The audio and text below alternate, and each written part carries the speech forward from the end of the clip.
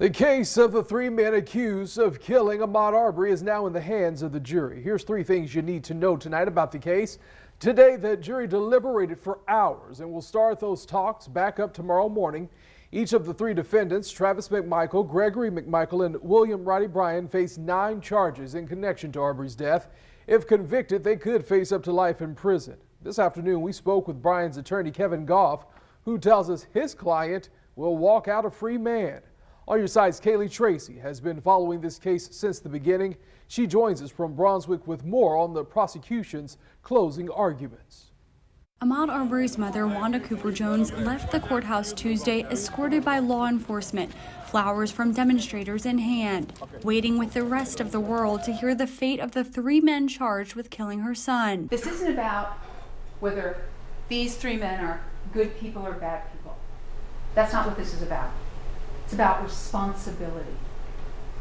It's about holding people accountable and responsible for their actions. Inside the courtroom, the state made its final remarks to the jury. You can't force someone to defend themselves against you, so you get to claim self-defense. This isn't the Wild West. Lead prosecutor Linda Dunikowski is saying the defendants can't claim self-defense because they were the ones who provoked Arbery. Defense attorneys claim Arbery charged at Travis McMichael and he was scared for his life. He is afraid that he will beat him with his fist or whatever weapon he might have, and he's scared.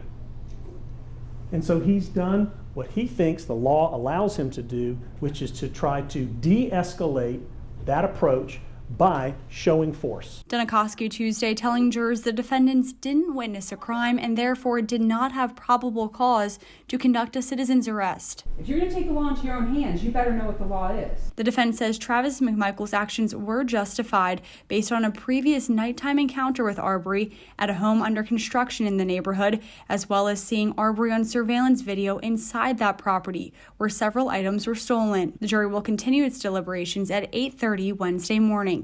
Kaylee Tracy, First Coast News, on your side.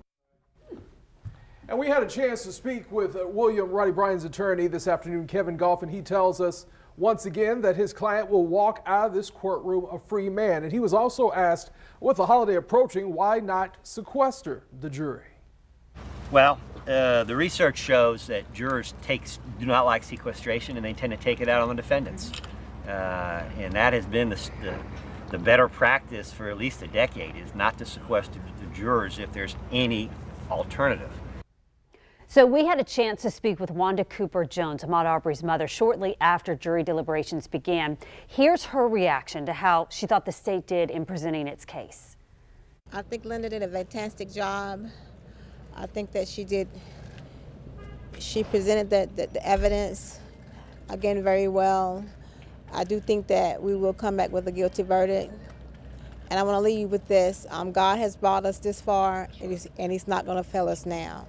We will get justice for Ahmaud. Now today, Marcus Arbery Sr. reacted to pictures of his son's autopsy that were shown in court this morning.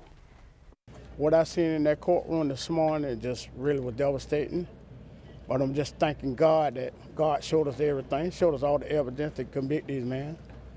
And so I know God, like Wanda saying, brought us this far to leave us now.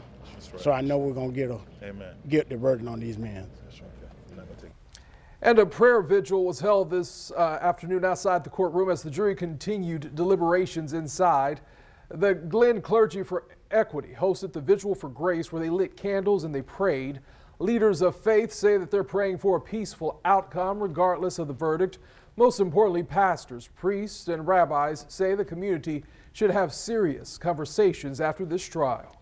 I want people to be willing to be uncomfortable so that they can have the conversations that are necessary to change the world so that this never, ever happens again. And we are on your side, watching and waiting for a verdict in this case. As soon as the verdicts are announced, we will let you know. Our coverage continues 24/7 on firstcoastnews.com, and be sure to download the free First Coast News app.